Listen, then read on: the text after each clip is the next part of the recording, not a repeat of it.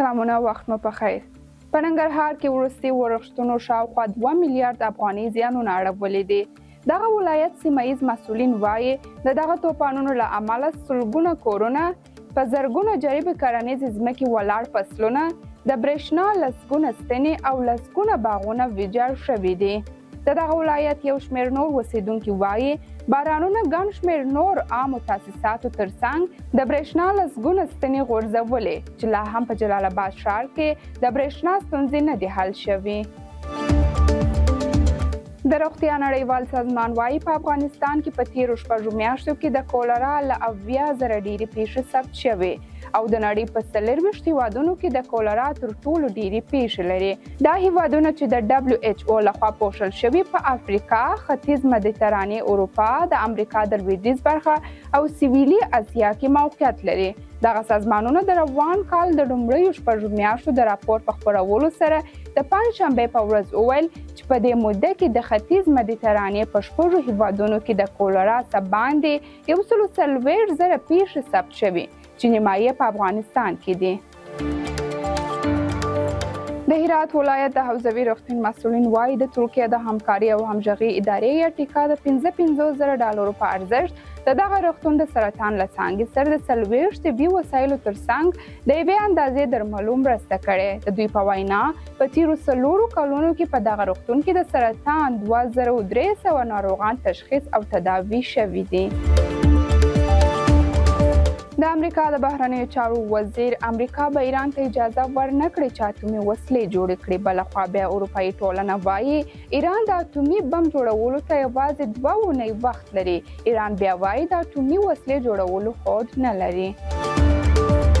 د برېټانیا لومړی وزیر کیر سټارمر او د فرانسې ولسمشر امانوئل ماکرون د پنجشنبې په ورځ د خپلو 2 اړخیزو خبرو اترو په ترڅ کې ژمنه وکړه چې د غیر قانوني کډوالو په وړاندې مبارزه او په دفاعي برخه کې همکاري پیاوړې کوي. دواړو مشرانو د انګلستان په اکسفورډ ښار کې د اروپا د سیاسي ټولنې EFC غونډې په څنډ کې وکتله.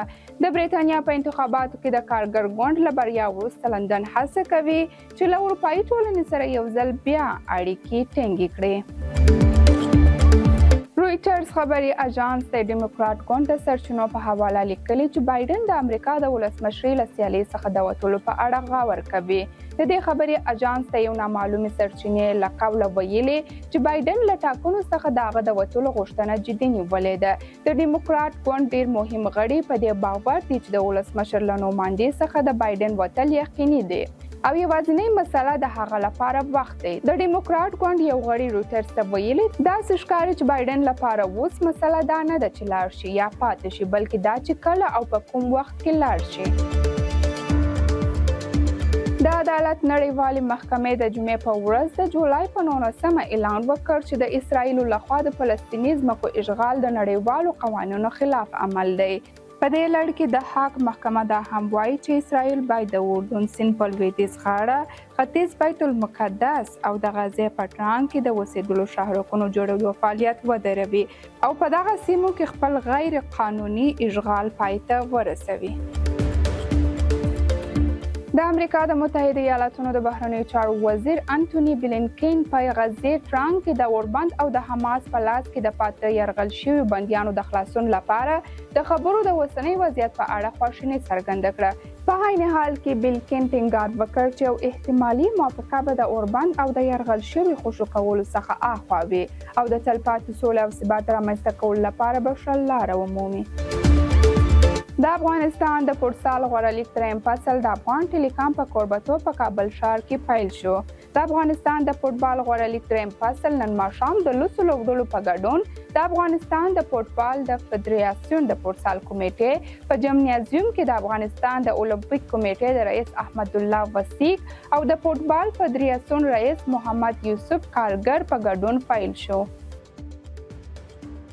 دا هم له شال تلویزون څخه لنډ خبرونه له ملتیا مو مننه. تر بیا ښې چارې.